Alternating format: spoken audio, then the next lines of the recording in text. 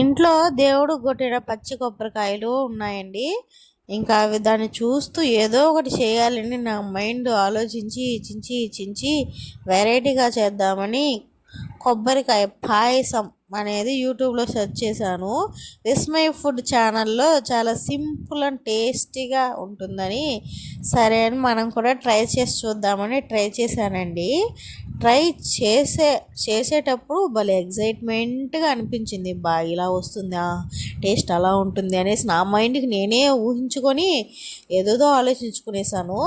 సరే అండి, కొబ్బరి పాయసానికి కావలసిన పదార్థాలు తెలుసుకుందాం.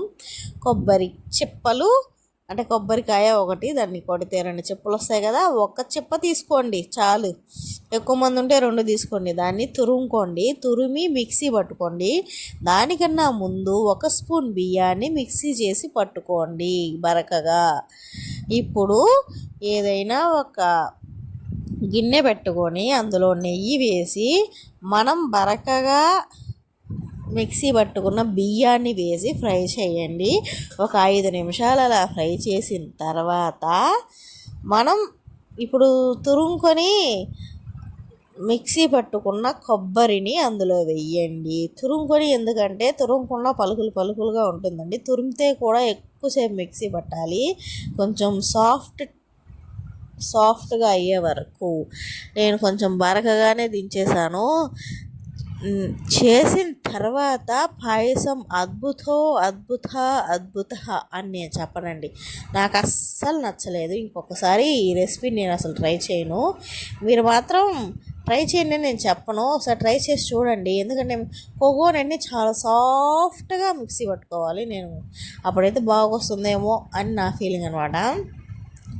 ఇంకా కొబ్బరి వేసిన తర్వాత ఆ బియ్యం బ్రౌన్ కలర్లోకి వచ్చేదాకా బియ్యాన్ని బాగా ఫ్రై చేయండి.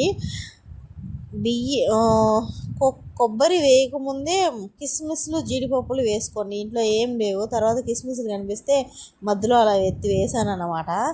ఇంకా బాగా ఫ్రై అయిన తర్వాత కాచి చల్లార్చిన పాలు, చల్లారలేదులేండి, వేడిగా ఉన్న పోసుకున్నాయండి. పాలు పోసుకోవాలి. ఒక 2 గ్లాసులైనా పోసుకోండి, లేకపోతే గ్లాసు పాలు గ్లాసు నీళ్ళు పోసుకోండి.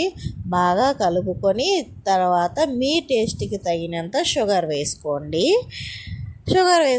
ఒక 5 మినిట్స్, ఒక 10 మినిట్స్ అలాగా దగ్గర పడేదాకా ఉడికించుకుంటే ఎంతో టేస్టీగా లేని పాయసం అయితే రెడీ అయిపోతుంది.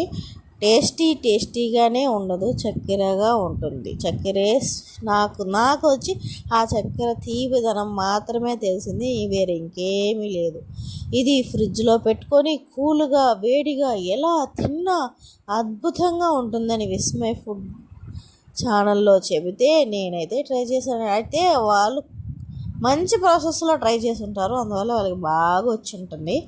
నేను అంత ప్రాసెస్లో ట్రై చేయలేదు కాబట్టి నాకు బాగా రాలేదు అని నా ఫీలింగ్ అన్నమాట. ఈ వీడియో చూసి ఎవరో నవ్వుకోకండి, వాళ్ళు వంటల్లో ఆరితేరిన వాళ్ళు. మరి నేను ఇంకా వంటల్లో బుడి అడుగులు నేర్చుకుంటున్న దాన్ని. మరి నాకు బాగా రావాలనే రూల్ లేదు కదండి.